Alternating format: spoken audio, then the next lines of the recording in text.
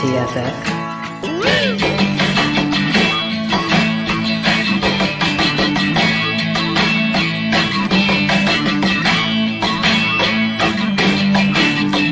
Once again, here is Drinking and Talking Fantasy Football with your hosts, Dustin Lunt and Jake Trowbridge. Welcome back to DTFF, everyone. Happy Tuesday. The gang is back together.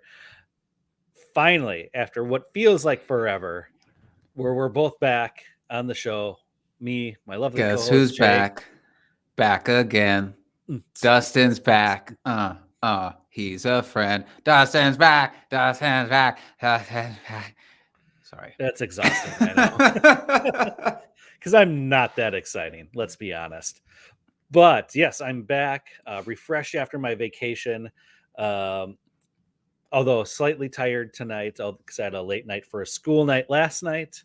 Jake, we didn't get to talk about this, but in town was Bert Kreischer at our local comedy club, which was amazing. It was awesome. He was trying out new stuff for like his new special.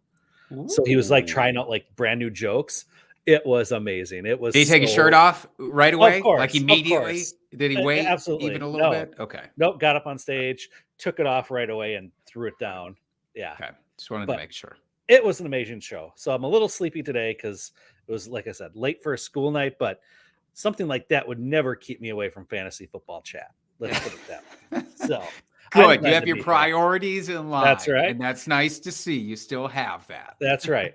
And I know, Jake, you have our priorities always in line because you ran the show solo last week. So thank you for doing that. And yeah, don't ever make me do that again, by the way. Don't ever inflict that on our listeners again, please. Certainly not on our viewers. Anybody who watched the live stream just got a lot of me and a still image of Ross Geller from Friends. And we don't need that to happen ever again. But yeah, we're back. We have a fun show tonight. Something different, new topic that we've never done before. We're calling it Two Truths and a Lie. I think it's pretty self-explanatory.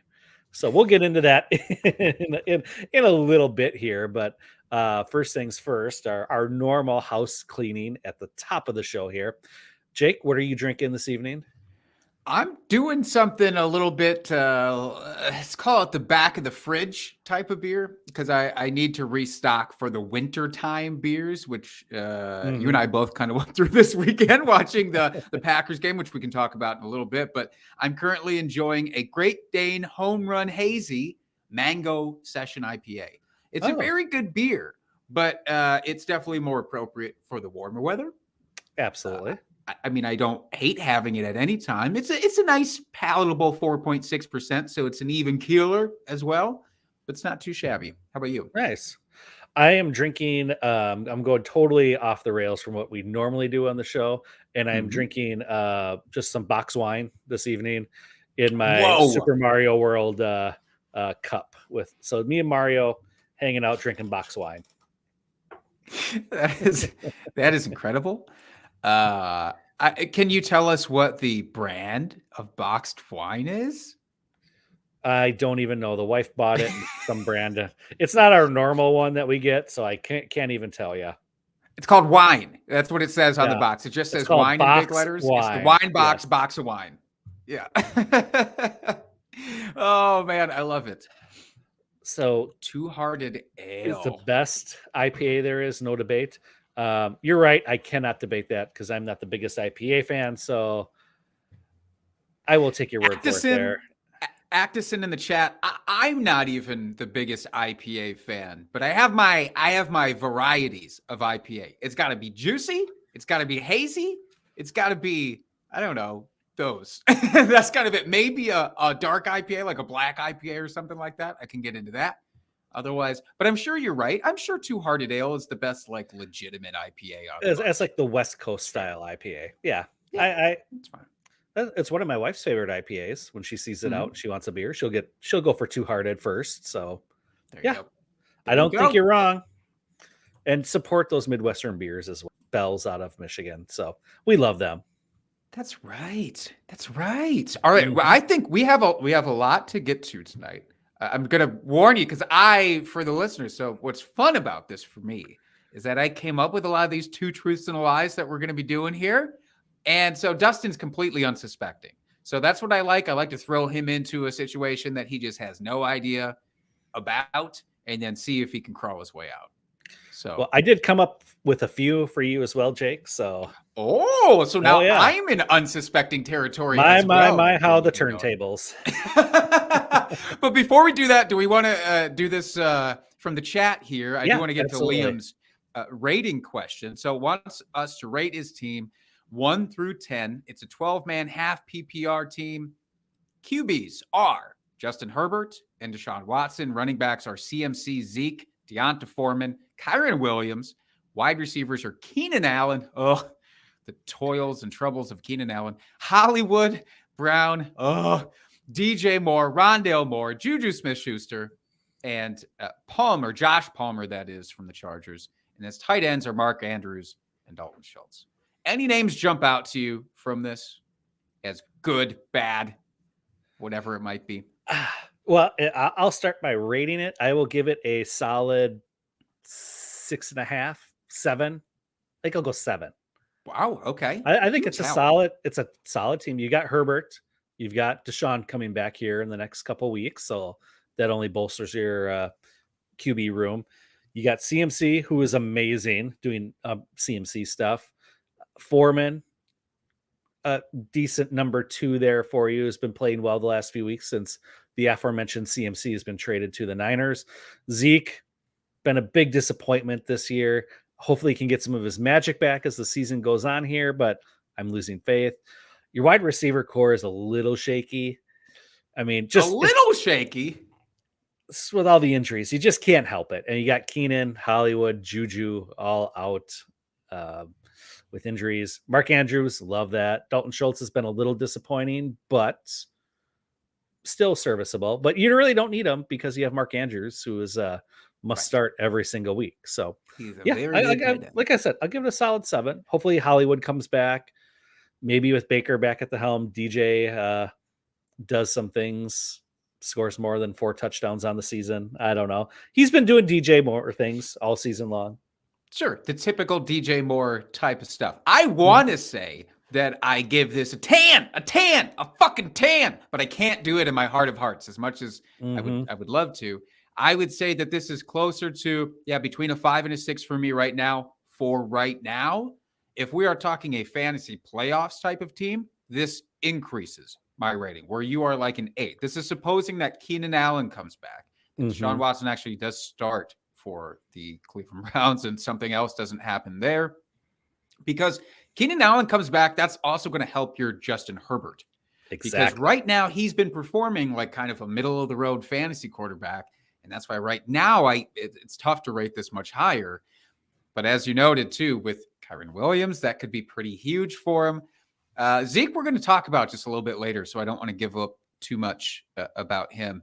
But I would say overall, I'm fine with this, and it might be a team where you're going to have to start making some moves, maybe assessing the waiver wire a little bit. If Christian Watson's hanging out there, if any special tight ends well, actually, you don't need tight ends. That's like the only thing you don't need. Never mind.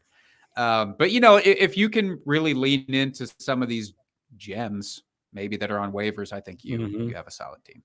Yeah, absolutely. I think we're pretty well locked in there. Woo! So, Jake, do you want to get into our drunk trade of the week here? I do. Drunk, hammer, drunk. Drunk trade of the week. Dustin, I'm excited. I put out a call on Reddit, and my goodness, they did not disappoint. Within 11 minutes of posting on Reddit, there was already like 30 plus responses to this. Nice. Thing. We got a lot to. Congrats, Reddit. Good for you. They really know how to deliver when it comes to drunk trades. I got to give it to them. So this one comes from Herbal Chaos on Reddit, who says, did some day drinking today. That is today. And just traded DeAndre Swift and Curtis Samuel for James Conner in a non-PPR league. Very, very important there. Says, I'm pretty good at wide receiver and wanted off the Swift ride.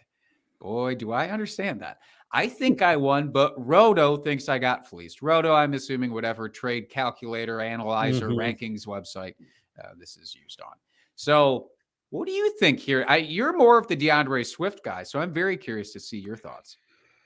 Yeah, I'm going to say, I wouldn't say you got fleeced, but you definitely lost this one only because I get it's a non-PPR, it's a standard, league, which does change things a bit.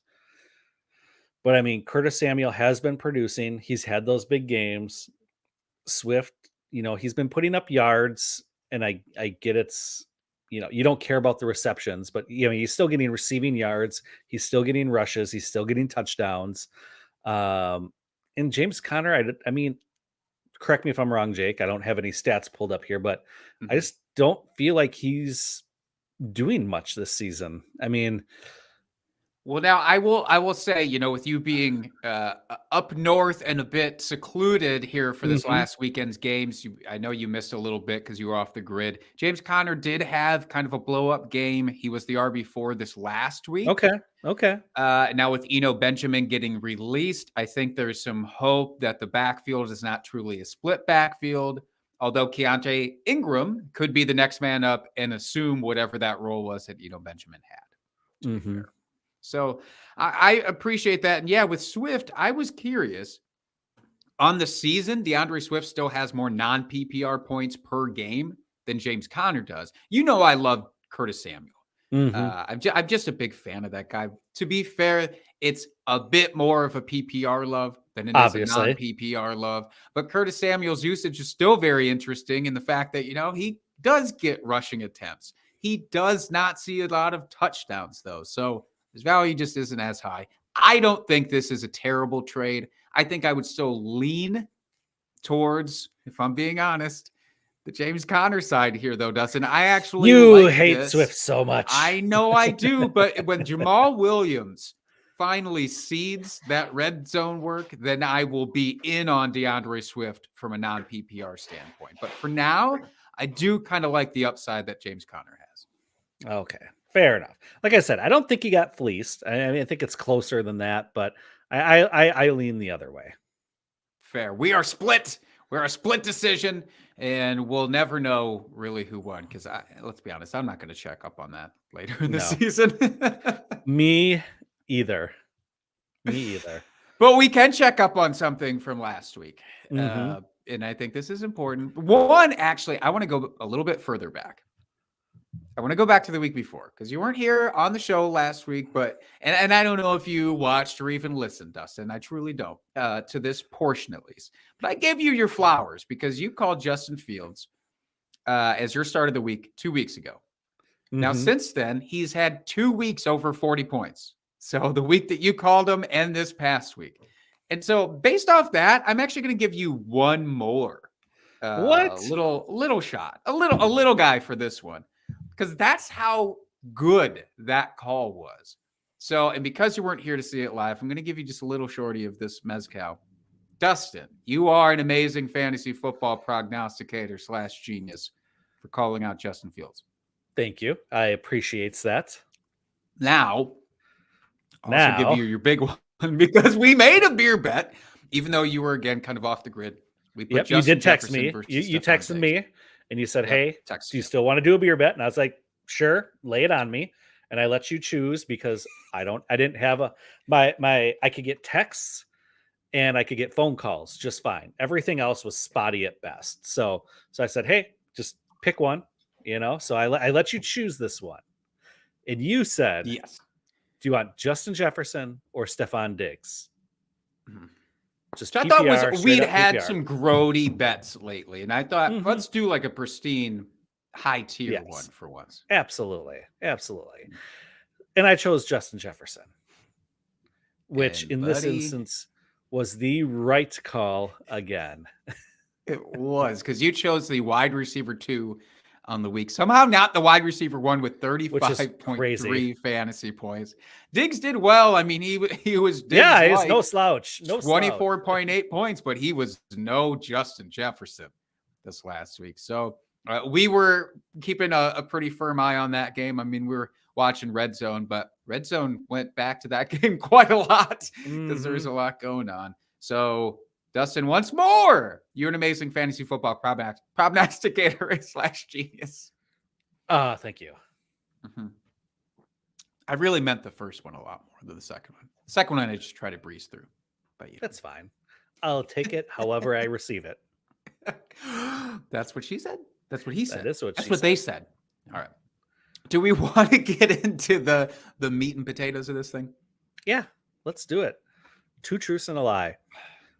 I think if anybody has played any sort of college drinking game, 2 truths and a lie, or maybe even with family around the holidays, Yeah. you keep it PG, 2 truths and a lie.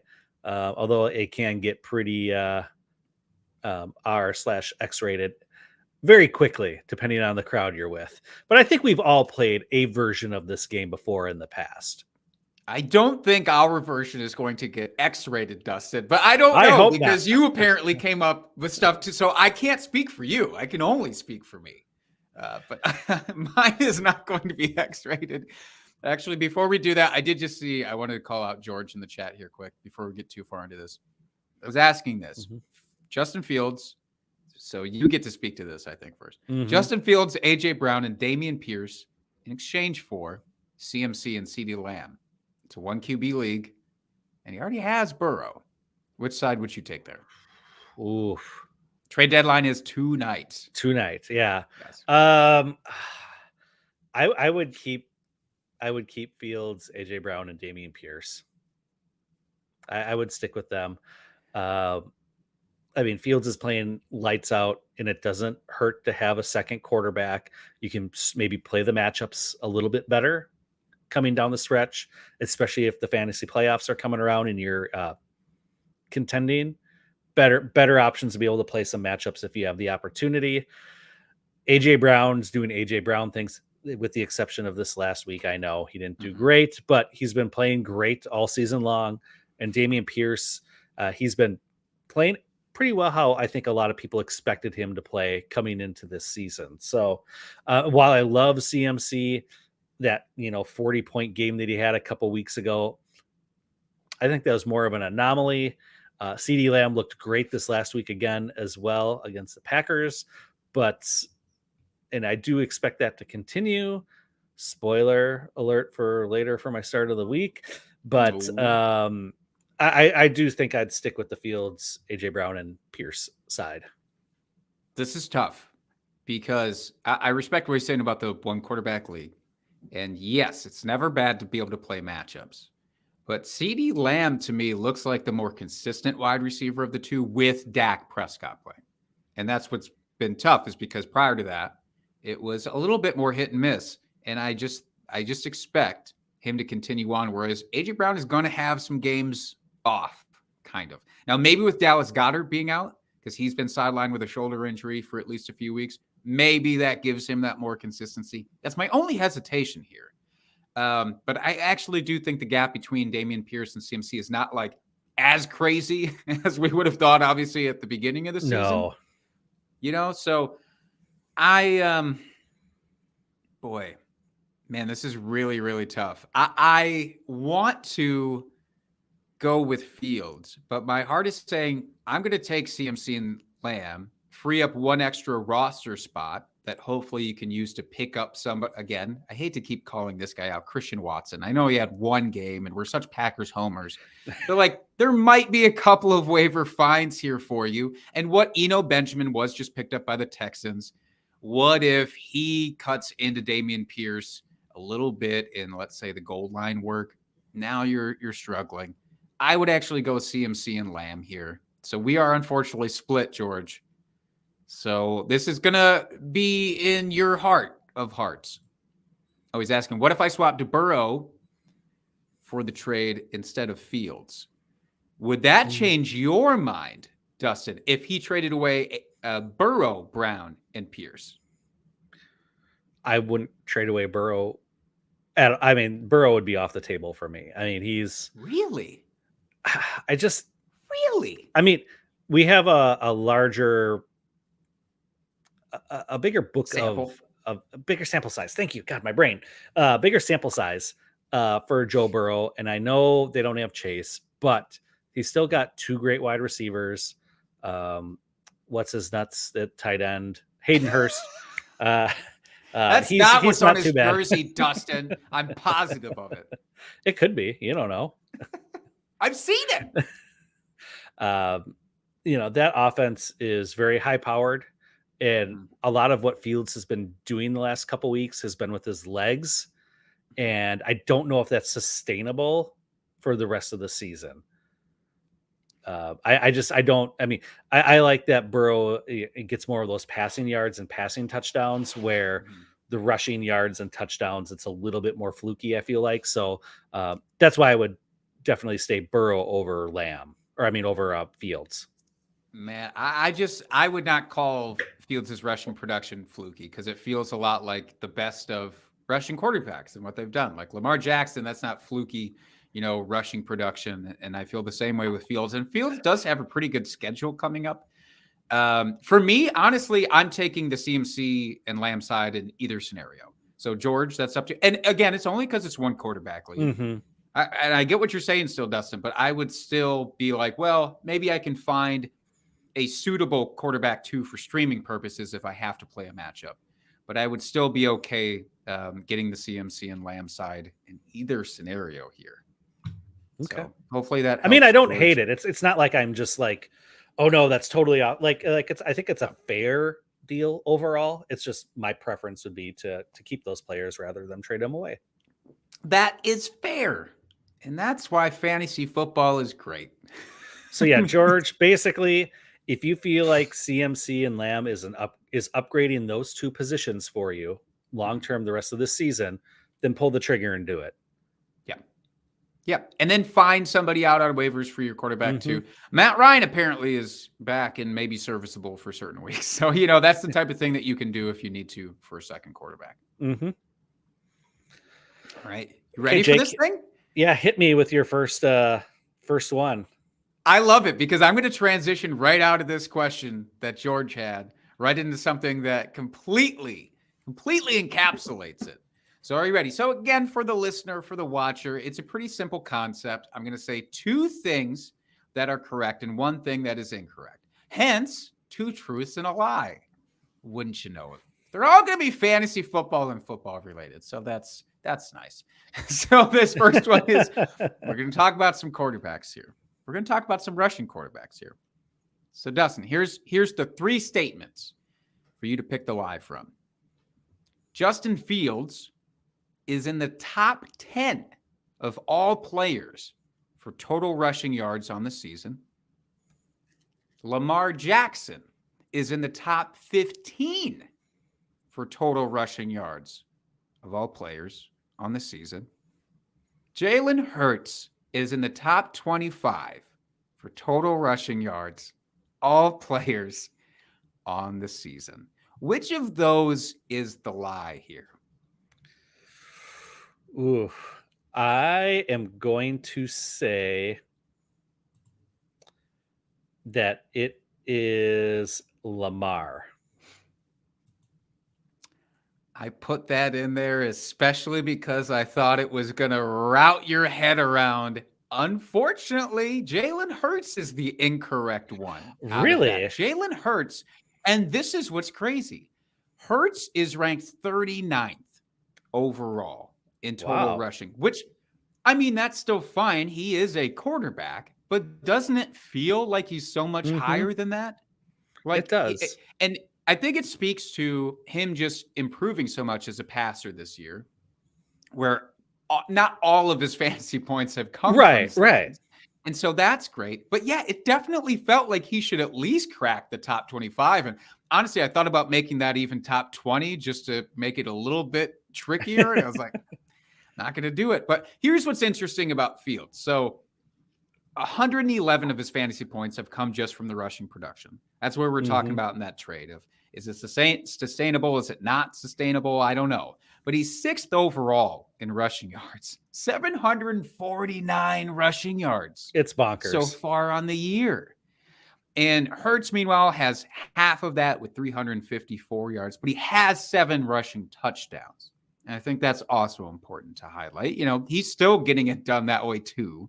So maybe it was a bit disingenuous the way that I framed that. But yeah, Lamar Jackson is inside the top 15. He's 13th overall, 635 rushing yards. Any other year, we'd be, again, going gaga over him and how amazing that is. It's just Justin Fields has really taken over. Yep. So I've got a quarterback one for you here. And it is Mr. Justin Fields as well. Oh my God. All right. So this is an all Justin Fields, two truths and a lie. Okay. Okay. So Justin Fields is in the top 5 in sacks per game, fumbles per game, and interception rate or interceptions per game. Ooh. Which of those is the lie? Ooh. Wait, sorry. Sacks, interceptions, and what? Sacks, interceptions, and fumbles. I actually feel like, again, talking about his improvement as a passer, I want to say that it's not interceptions. I think early on in the season, there were some pretty glaring ones, but I think that's really staved off. I'm going to say that he is leading in the sacks and fumbles, but is not in the interceptions. That's the lie. You are correct, sir. Yes. Yeah. So Justin Fields right now, he is in interceptions per game. Mm-hmm. He is how far down? I hope pretty far down. I want to believe that he's averaging 0.7. He's in like the top 20. Like he's pretty far down there. Okay. Believe it or not. Sacks per game, he is 4th overall, averaging 3.6 per game.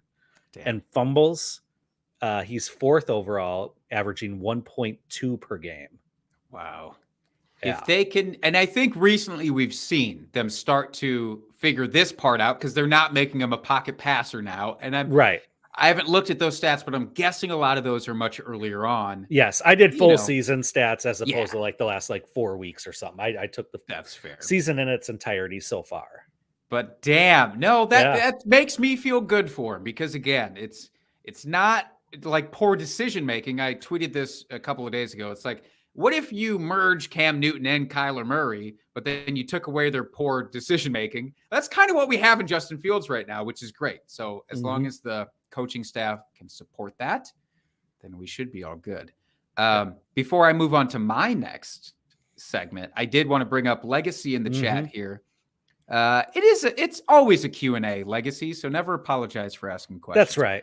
Would you trade away Jamar Chase and Alvin Kamara for CMC and T. Higgins? So another CMC question here, Dustin.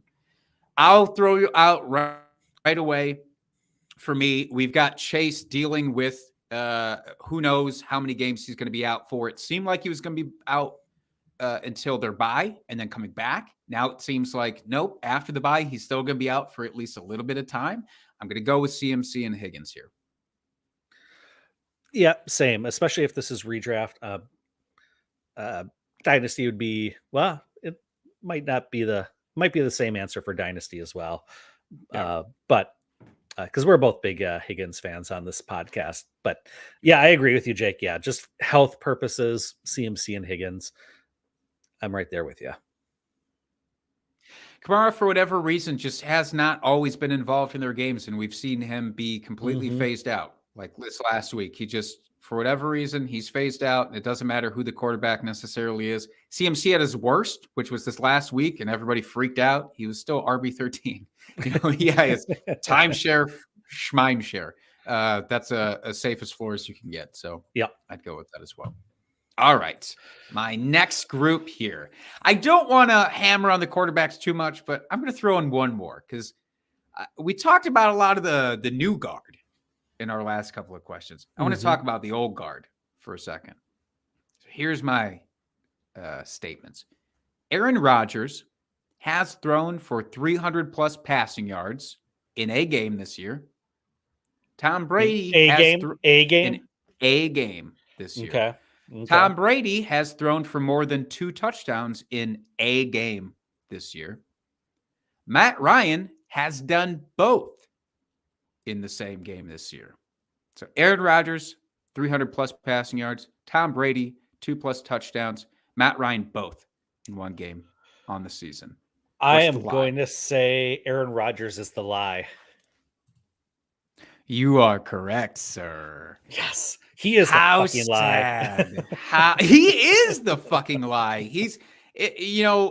I honestly thought like the Matt Ryan one would maybe trip you up a little bit, but Matt No, because Ryan, he had like some, like early on, he had a couple of like decent games where like they were scoring points. So, and then the wheels kind of fell off.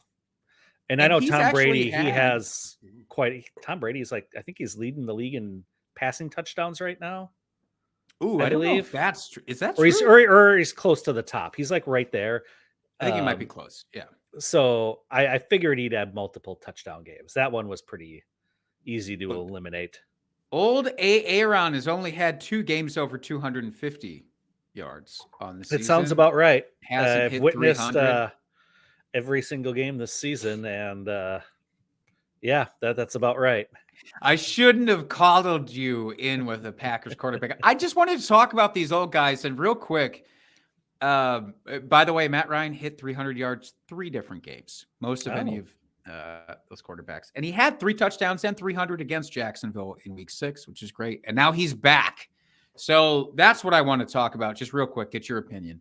So it seems like with Jeff Saturday coming in to take back over the Colts, he's reverting to we're winning this thing. Like he's not messing around. He might only have the next 7 games or whatever it is as the coach, but Right. he's just going to go out and do what he can to win. Who of these 3 would you actually feel most comfortable with as your fantasy quarterback for the rest of the year then? Rodgers, Brady, or Ryan? Give me Brady. He's got the better wide receiver. It's just a better offense all around. He's got, Godwin, Evans, Julio actually showed up this last week, scored a touchdown. He's got a good running game behind him. Granted, the offensive line is a little suspect, but they seem to hold up pretty well this last week. The Packers, I don't want anything to do with their offense at all. I just don't trust it at all, any piece of it. And then Indianapolis, you got good run game. Their offensive line has been subpar this year as well. But the wide receivers aren't nearly as good as what Tom has down there in Tampa. So that's why I would say Tom rest of season. That's fair. And I think that Tom got a lot of shit for early in the season, and like rightfully so. It's hard to say he didn't deserve it. But off the field stuff should never come into the on the field judgment of, especially for just fantasy purposes there. And like you got to believe that was playing a major part early in the season of how he wasn't producing. And so maybe there's brighter days ahead. I still do love Matt Ryan just as the guy, but I think this could be a situation where your first game with a new head coach, and it's such a weird situation, players are always going to play like maxed out for their new head coach. It's tough to sustain that. And so I don't know. I think Jonathan Taylor will, if healthy, have a better chance of sustaining that than Matt Ryan. I agree 100%. All right, hit me with your next shot. Fire away. All right, so we're going to move over to the wide receivers. And this one is a Mr. Tyreek Hill. So he leads all wide receivers in receptions, yards, and touchdowns. Which is the lie? Receptions, yards, and touchdowns. Man, it could so easily be all 3 of them. That's why this is a great question. I would say it almost has to be receptions. No, his targets are just insane. I think touchdowns is the lie. I think that there are other players out there who have more red zone opportunities. So I'm going to say touchdowns is the lie for Tyreek. Yeah, I will stick with it. Are you sure? Final answer? Yeah. Yes. Yeah. Yes, could you are always win. correct. You are correct. Who Yes. leads, by the way? Who is, do you know, have that? Who is the actual leader? Because I'm curious. In now. touchdowns, receiving Yeah. touchdowns, and this is just wide receivers, is Devontae Adams with 8 on the season.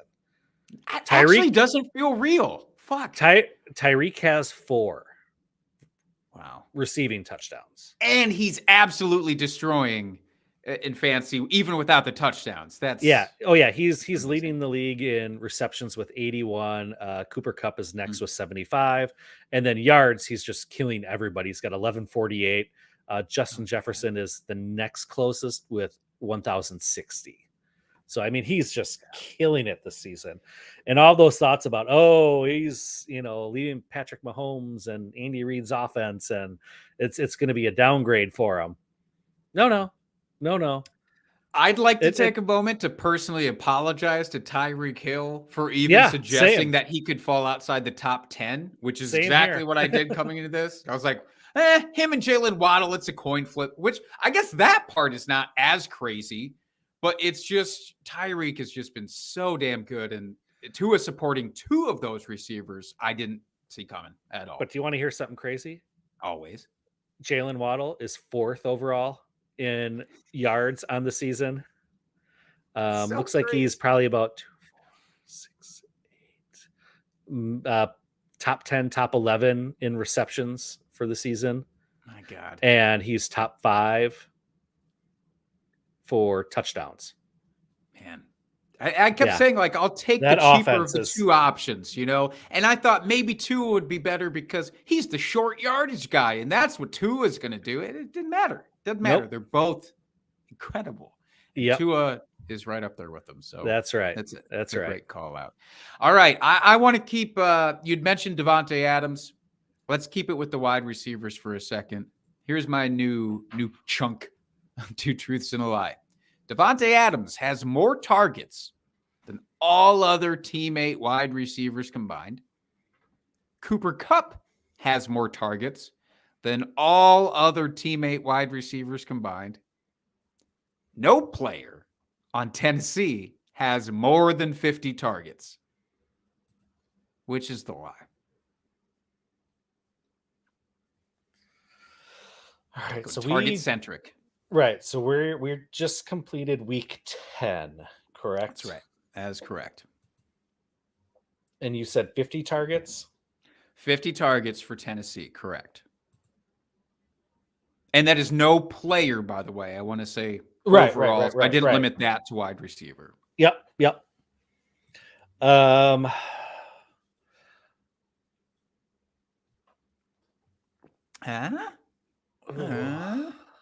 This is really getting you in your bones, huh? I'm gonna I can say feel your soul leaving your body. Right I'm gonna say the lie is Devontae Adams. Not. That is incorrect. Unfortunately, I should have used that drop. Damn it! I thought that would maybe. Oh, honestly, all 3 of them seem kind of crazy, right? The lie is actually Cooper Kupp. Really? Cooper that Kupp, was the one it's close. It's close, man. He has 98 himself. All the other wide receivers have 110. So it's not that far off. Devontae Adams, that was the one I was most confident on, was the Cooper Kupp one. Really? I mean, it feels that way because it's just like, who else are they throwing to? We know Allen Robinson hasn't been great, but he has cracked 50 targets. Ben Skoranek is apparently a thing, with 39 targets. Devontae, though, it's really interesting. So he has 99, which is incredible. All of the others have 90. Here's a fun factoid, or a depressing factoid about the Raiders, though. Only 4 wide receivers on that team have caught even a pass this year. Even one. There's nobody further down the depth chart. And now we're talking about Darren Waller and Hunter Renfrow being injured and out. I don't know who else they're going to throw to. Devontae Adams is just going to double his target share. Mac is definitely getting some. And we saw that this past weekend too, but I just think that's very interesting. By the way, Tennessee, Robert Woods leads the team, 43. Next best of all players, Austin Hooper, 25. Oof. It's grim. It's grim. Oof. Yep. That Don't like is, ugh, I don't like that at all. All right, I have one more here. I only did 3, so I've got fair. one last one for you. All right, let's do it. Now this one is for our hometown Packers here, All right. and is with Mr. Aaron Jones. I better know this one. Okay. He is in the top 5 in rush attempts, broken tackles, and yards after contact. In watching this game and watching these games, there have been ones where they've decided to feed him and AJ Dillon to some extent. And it's almost always in the ones where we're screaming, why are you doing that? As opposed to the opposite direction, where it's like, why aren't you? So I'm going to say the lie is the attempts. The other 2 are correct. You are correct, sir. I know this team and I hate this team, and it has fueled me. Well, so he actually did look great this last week, right? And for fantasy too, AJ Dillon still did not, unfortunately. But do you trust Aaron Jones for the rest of the way? No, Can as I you? said earlier when we were talking about Rodgers and that, I don't trust anything on this offense right now. I just, on a week to week basis, I just can't get on board with any of these fantasy assets because I just don't know how they're going to show up. Are they going to be competitive one week like this last week? They were actually competitive, or is it going to be like the week before with the Lions where they're totally uncompetitive in a game they should have probably won, but did absolutely nothing? Like, I don't trust this offense whatsoever. Uncompetitive and still not feeding their target receiver, who Right. like their targeted running back, who should be absorbing all those and should still be used as a wide receiver and a pass catching asset. Right. And it's still not going to happen. So I get that fear. I just, unless things change here in the next couple of weeks where we see some consistency out of the offense as a whole, Yeah. I just can't, like I said, I can't get on board with any fantasy asset on this team. Maybe as a flex or because we're in the bye week hells here. Yeah. Maybe. But I just, otherwise, I got to stay away. And it pains me. Me. I get it. Yeah, he's a mid-range. I don't know. I think he's a mid-range RB2 for me. So like I'll start him because you got to start a guy like that. It's just you're not going to be feeling confident. Yeah, you can't have high expectations. Oh, my best ball teams hate me. I drafted so much Aaron Jones. All right, I have just a couple more, and then we can close out here with our starts of the week.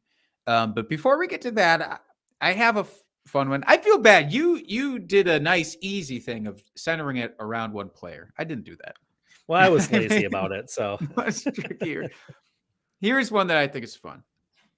Josh Allen has never finished outside the top 12 in a week.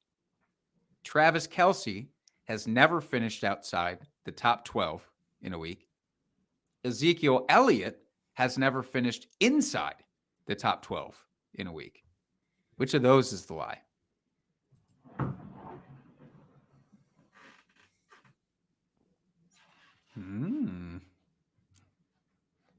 What do you think? I'm going to go with Kelce. You are correct. I had to just throw that one in there to justify all of my terrible takes this offseason about not drafting him early. He had one. He had literally one in week 2, and he was tight end 13. I thought maybe you threw that one in there just because of how much I was banging the drum for Zeke this offseason. Well, I had to throw that little bit of a stab in there. But to be fair, and this is a good question, though, for the rest of the season. So Zeke has finished inside the top 12 twice. And it was the last 2 games that he actually played in week 6 and 7. He was RB12 both times in full PPR. I mean, when he comes back, if he is fully healthy, do you think we could expect something close to that at least? I do, especially with Dak back now. And I know Pollard has looked great. Like, don't get me wrong. I'm not a Pollard hater on this show. But you've heard what Jerry Jones has said about Zeke. They owe him all this money. They're going to use him. Like he is still their guy. And he's still, like you said, he's been in the top 12 a couple times. And I know that's not how they play their game is like, oh, is he a top 12 running back for fantasy? Like, it's we're looking real football here. So I think they will play him and he will get the bulk of the carries. Although with seeing how Pollard has done, you would think they would probably be sprinkling him in a little bit more, just maybe to give Zeke a little bit of a rest to try to save him for, the push down here towards the end of the season and into the playoffs. But you never know. You never know. They could say we don't want to use Pollard more than Zeke while still using Pollard a fair more amount than he was used. Right. Call it a 51-49 split. Whatever helps you sleep at night, Jerry. I don't care. But get your best guy out there when you can. All right. One more to wrap this thing up. All right. And then we can move on. Over the last 5 games, I'm going to bring it a little bit more recently. This is a callback. We're going to have another Justin Fields sighting. Over the last 5 games, Joe Mixon is the RB1 in points per game, full PPR. Justin Fields is quarterback 1 in points per game. Tyreek Hill is wide receiver 1 in points per game. Over the last 5, what's the lie? Tyreek Hill? You are correct. Well done. And he is technically, by the way, this was just such a shitty question. He was 2. Wide receiver 2. I was going to say, he's got to be right there. Can you guess who wide receiver 1 is over that stretch in points per game? Big emphasis. Just say Justin Jefferson. It's a great guess. He is wide receiver 4 over that time. Jamar Chase is wide receiver 1. He's only played 2 games. But he is averaging 9 more per game than Tyreek in those couple. Now he's injured. He's out. He hasn't been playing at all. When he comes back, we talked about this in the trade previously with Chase, and it's when he comes back. I don't know when that is. Mm-hmm. It doesn't seem like it's this week. When he comes back, is that what we're talking about? Is he a top 5 guy the rest of the way? If and when he comes back? I think so. Easy peasy. Yeah. Assuming he comes back with full health. Yeah, I wouldn't see why he wouldn't be. I still have my doubts. About him as that, not as like a very consistently usable fantasy wide receiver. That's yes, he's in your lineup obviously every week, and that's never been debatable. I just worry. I think we hit those 2 nice ceiling games back to back. One especially. One was like a crazy, like we saw last year. It's like a 45-point game or something. I don't know. It's interesting. Okay. Right. Well, that was 2 truths and a lie, though. That was a lot of fun. That was fun. We'll have to bring that one back at some point because this was a fun one to do. Fuck yeah. Look at us. Damn. We're all right. So, Jake, do you want to go over your start of the week from last week since I did not have one? I will, and it makes me very, very sad. My start of the week last week was Chris Olave going against the Pittsburgh Steelers, who had been giving up an insane amount of fantasy points to opposing receivers. Chris Olave still managed just 7 total points. Oof. Wide receiver 60. That's a 0 on the end of that thing. That is wide receiver 60 on the week. It was a terrible showing for him. More so than the Pittsburgh Steelers overall. Najee Harris did surprisingly well. But it was not a game where, where Pittsburgh should have been able to do that, like allow Najee to be in the game, because it should have been so much the Saints. And it wasn't. So it's a bummer, but I'm coming back this week, and damn it, I'm coming back strong. Hopefully. And who are you coming back with this week, Jake? I probably shouldn't have said strong when I'm talking about Russell Wilson. Russell Wilson, I just want to give everybody out there some assurance that, like, if you have him, this is the week that you should be playing him. And you can't say that a lot of weeks, and I get it, but he's playing the Las Vegas Raiders this week. The Raiders are allowing the 2nd most fantasy points to opposing quarterbacks. And maybe just as importantly, now that Jerry Jeudy is out with an injury, they are allowing the 2nd most fantasy points, 3rd most fantasy points to opposing tight ends. This should be a Russell Wilson, Greg Dulcich super outing together. Almost made Dulcich Dulcich my start here, but I want to give the assurance to Russell. I think that connection is going to be very, very strong. We'll see if the Raiders, I guess, can keep up, so to speak. But I think this is one you have to roll him out if you're keeping him at all. It is a bold call, Jake. I know it is. I don't love it. But I love the It's gusto. gonna happen. I fucking love that gusto, man. That is great stuff. So, as I alluded to earlier, I am taking CeeDee Lamb this week going against the NFC North division leaders of the Minnesota Vikings. And it just hurts my soul to say that. I'm not going to lie. What a bold call, though, Dustin. CeeDee Lamb, the guy who destroyed everybody last week.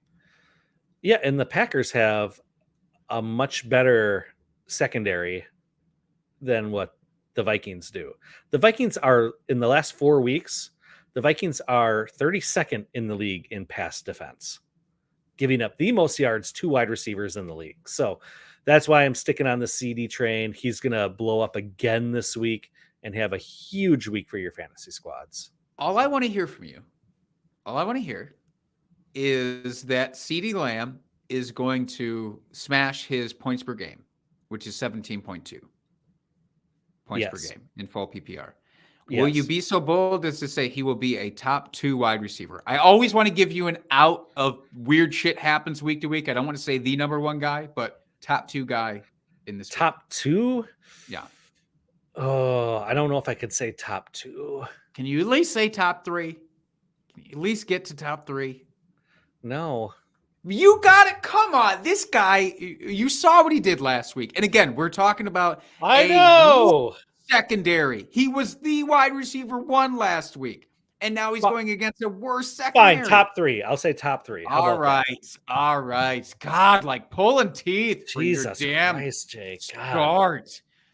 Gotta instill some confidence here. I mean, I'm going with Russell fucking Wilson. You gotta at least meet me halfway, with the talent.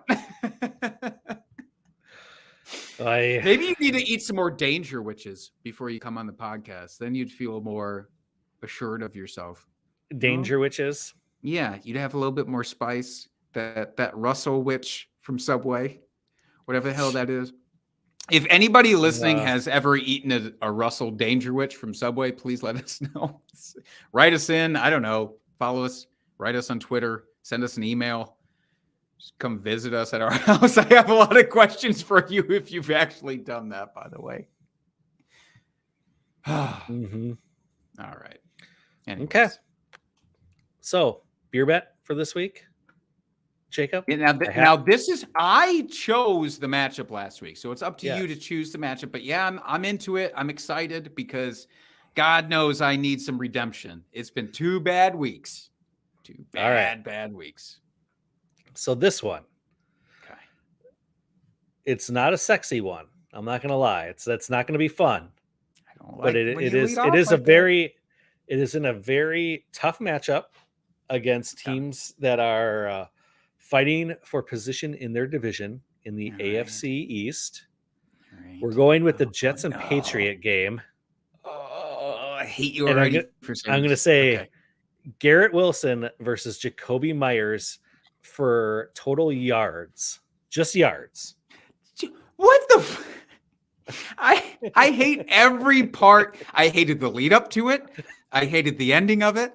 There is not a part of this movie that I enjoyed. Do we even know? Jesus, do we even know Garrett Wilson's injury status right now? Is there anything encumbering him? Was he still injured? Because he wasn't playing this last week, but I don't know if he's out. Hold on, I'll look it up. It says, I don't love going against an injury. Here it is on from Fantasy Data. Garrett Wilson has another solid game in Week 9. Yeah, that was 2 weeks ago. That wasn't Week 10. Week 10 was the injury one. I need to know if he's hurt like right now, because that's going to make my decision pretty easily. Well, obviously. I mean, come on. If he's injured, to find something else. But I don't want to bet that can be nullified by an injury. Hold on. No, I'll see if Garrett, if Twitter comes up with anything for him. I want to feel confident in my selection, Dustin. Is there another position in that game that you'd feel comfortable betting on? No. You mean you don't want the ultimate Mac Jones versus Zach Wilson quarterback showdown?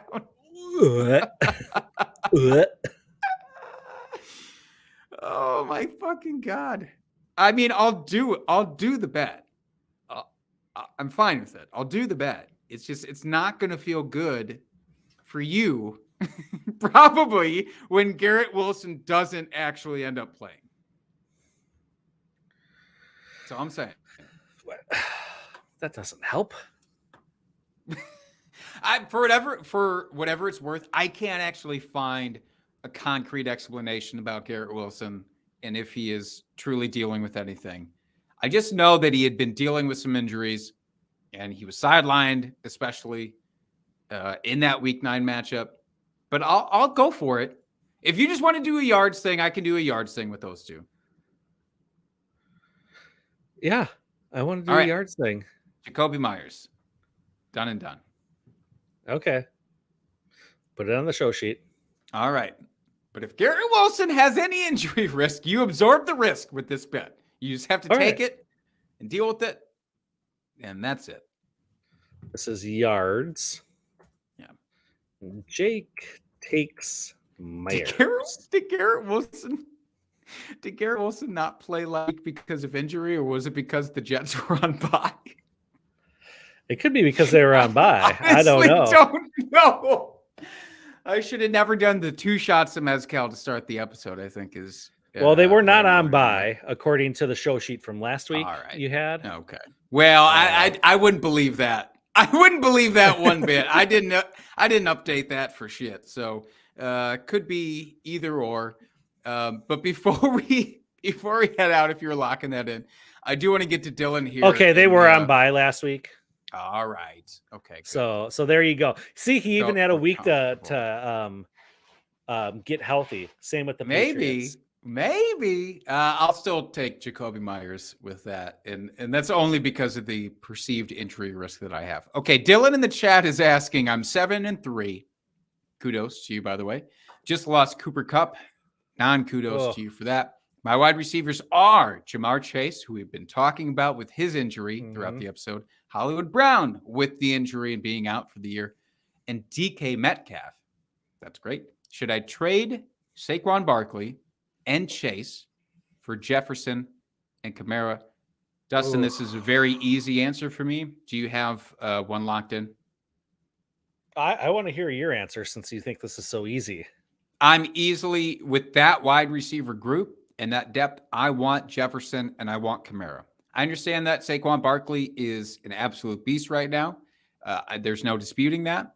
I will take Kamara's boom games and the consistency of Justin Jefferson as opposed to what could be a good return for Chase or could be an extended absence still after the bye. Yeah, I mean, it's a tough one. And I guess 7-3 is an important part of it. This. It is. You're not fighting for a playoff spot. Right. So maybe you can endure the Chase absence if he is gone this week. I guess,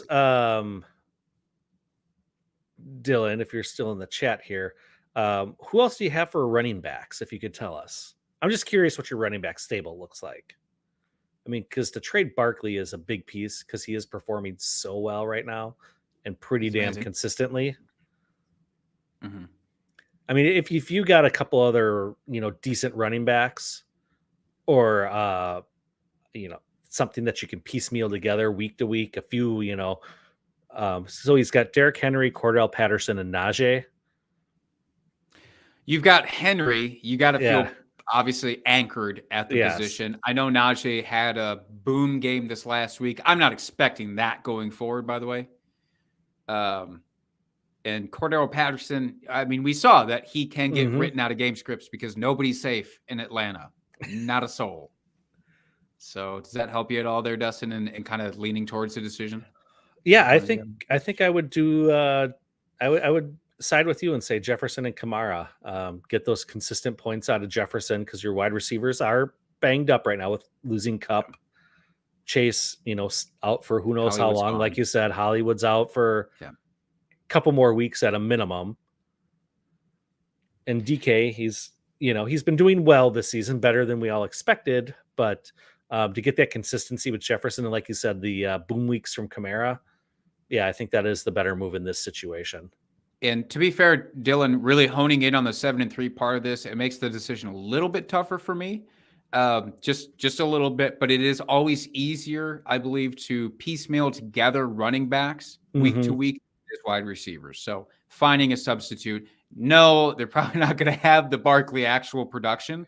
You can mitigate that a little bit easier on waivers with running backs or, whatever you got to do there. Yeah, but with Patterson, Najee, and Kamara, with Derrick Henry as your anchor, I mean, you're sitting pretty damn good there. Yeah, and I just don't know what wide receivers you can really get at this stage in the game to make up for that. Yeah, it's great to have DK, but even he's pretty boomer bust. George back in the chat. Update the guy.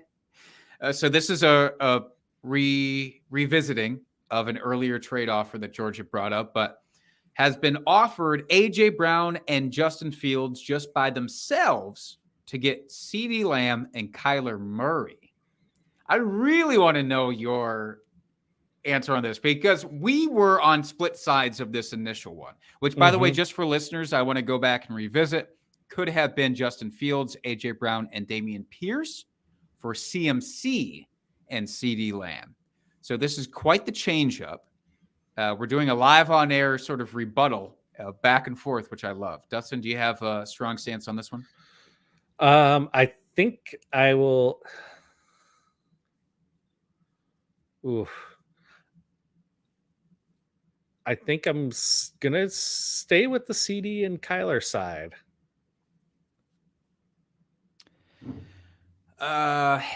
Although it's not easy to say that.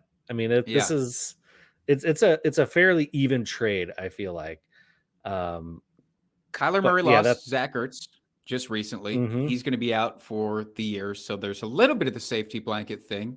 DeAndre Hopkins, I mean, still very good at football. We can both agree. Rondale Moore has shown up when needed.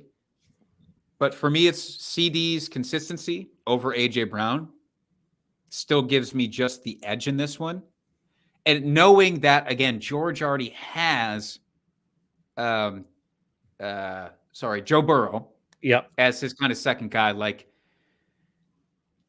you can mitigate the matchups with Kyler Murray and and Joe Burrow. God damn it, that mezcal's on top of me, Dustin. But you can mitigate there with Murray and Burrow, I think, pretty well. So I would take the, consistency edge with CD over AJ Brown, personally. Yeah. All right, Jake, should we do one more question from the chat before we get out of here? Let's do it. Because we got one more. Order these RBs in order for PPR the rest of the season. Aaron Jones, Dameon Pierce, Travis Etienne, Nick Chubb, and James Conner. Wow. So full PPR, running backs, rest of the season sort of rankings. How would you rank them? Yep. I have a clear number one and then a pretty clear number two. Travis Etienne has been what we were hoping that he would be. Yep. I'm right there with that you. Way. So Travis Etienne is my number one, especially. It's our consensus number one here. And obviously in half PPR, it's the same. In standard, the only one that would get the edge is Nick Chubb. And Nick Chubb is my number two in full PPR still. Yep. It's same. Just, you know what it is. You're right. You're not going to get a ton of catches, and it doesn't seem to matter for him right now. That's right. And maybe the upgrade at Deshaun Watson only furthers that potentially. This is where it gets dicier is the rest of these three for me. Aaron Jones, as we talked about earlier, it's an up and down thing. It's what kind of dumb matchup player the Packers going to do and how much are they going to trust him to be a part of it? We don't know. We don't know. We should at week 11. We should know that by now, and we don't. So between him and Dameon Pierce is where I'm getting hung up right now. I know I mentioned James Conner and his hopeful uptick there with Eno Benjamin dropped. I think I actually want to say Pierce is my number 3, Jones is my number 4, and Conner is my number 5, as much as that hurts. Yeah, I don't hate it. I was kind of in between, kind of the same logic as you with Pierce and Jones. It's like, but Pierce has been getting the volume, and you know what? That's I'm going to go with that right now over Aaron Jones. Yeah, he's probably got the higher ceiling, just with the Yes, receiving game, for sure. but he's got a much lower floor as well this season. And yeah, Yeah, because he and just disappears. I hate yes. it. So I think we are lockstep on this one with our rankings here, Jake. Fair. And I guess I don't know. I'm going to flip flop about that. I'm going to think about this for the rest of the night, Tanner, by the way, because you posed this question. I'm going to flip flop in between Aaron Jones and Dameon Pierce for the rest of the damn night. Because Aaron Jones, in the last 4 weeks, I just happened to check, has actually been an RB1 in 3 of those 4 games. But there's still the specter of early on in the season of mismanagement of him. So I don't consider them my 3A and 3B. And James Conner remains my 5. Yep. All right. One more, Dustin. One more. I'm sorry. It's more. Trade deadline stuff. Just it's one trade more. Let's deadline do it. Stuff. We gotta hit. We're here Shaka for the is- fans. Let's do it. Right, damn it. Shaka in the chat asking, should I trade away Gabe Davis, George Pickens, and Cole Kmet, who, by the way, did not make it into the Two Truths and a Lie segment. I tried to fit him in. I couldn't do it. Trade away those 3 for Tyler Lockett and Deonta Foreman in full PPR. Dustin, what do you think here? I'm gonna say no. Only because Gabe Davis, he can have those really big boom weeks for you, which we've seen. George Pickens, I do think he's going to be more and more involved in this offense as this end of the season here progresses, especially with Claypool leaving. And then we saw this week with Kmet, he finally got involved in that offense. While I don't think we can rely on that every week, that was nice to see. Lockett has been doing Lockett things all season long. I don't know why any of us ever doubted him because he just keep doing what he's doing. Foreman has been a great story coming on after CMC left, but I don't know how long-term that actually is. I want to believe, but I'm not all the way there with him yet. So I think for upside, that Davis Pickens has all the upside. That's fair. And I agree with you. By the way, George Pickens has actually been great, and he is kind of usurping Deontay Johnson at this point and potentially the rest of the season for me. Deontay Johnson's been a pretty big disappointment for those of us who drafted him. Cole Kmet has been the tight end 3 over the last 4 weeks in points per game. Now, a little context, Chaka does say, I have Mark Andrews as another tight end, so you don't need Kmet, and I understand that. So now we're really just talking about Gabe Davis and Pickens versus Lockett and Foreman. If you are comfortable with your running backs, I still side with Davis and Pickens over Lockett and Foreman. So that's just a question you have to ask yourself. Do you actually feel confident in your running backs? If you don't, that's fine. You can upgrade to Foreman, whatever that means. I mean, he's a fringe running back 2 every single week, and that's great. Mm-hmm. I'm sorry, Dustin, I'm going to do one more. Liam Backus in the chat just traded Deontay Foreman and Josh Palmer for Chris Godwin. I get Godwin W or Godwin L. What do you think of that trade, Dustin? You get Deontay Godwin Foreman, so again, W. Just talking about him. You get Godwin W. Godwin I love Godwin. W. He's Beautiful. returning to I love form. I think we all expected him to come on slowly as the season started here, but you've really seen him the last couple of weeks really return to form and being the Chris Godwin that we all know and love. So yeah, I think you won that one. His targets have been amazing the last 6 weeks, 7 weeks. He just hasn't matched up to the production quite as much as we'd hoped. And now he's starting to come around to that. So yes, that's a Godwin W for me as well. Yeah. All right. Let's do this. Let's get out of here. We did it. Big thanks to the chat this week with all the questions. That was a lot of fun. I would love to do a whole show of just chat questions. Cause that was great. Come back next week. That's we'll right. Yeah, so big shout out to the chat. Thank you for any of you out there that are listening just audio. You can hear what you missed out on here. Joining us live every single week here on YouTube. We will answer any questions that come across the chat here. Also, hit us up if you have any questions outside of when we're broadcasting live here. We are here available for you at any time. At Drinking Fantasy is where you can find us. Either Jake or I will answer your questions there. You can find my co-host Jake at Jake Trowbridge on Twitter. And if you so choose, you can find me at FF Dusty Dog on Twitter. And until next week, folks, peace, love, and humptiness forever. Cheers, FFers.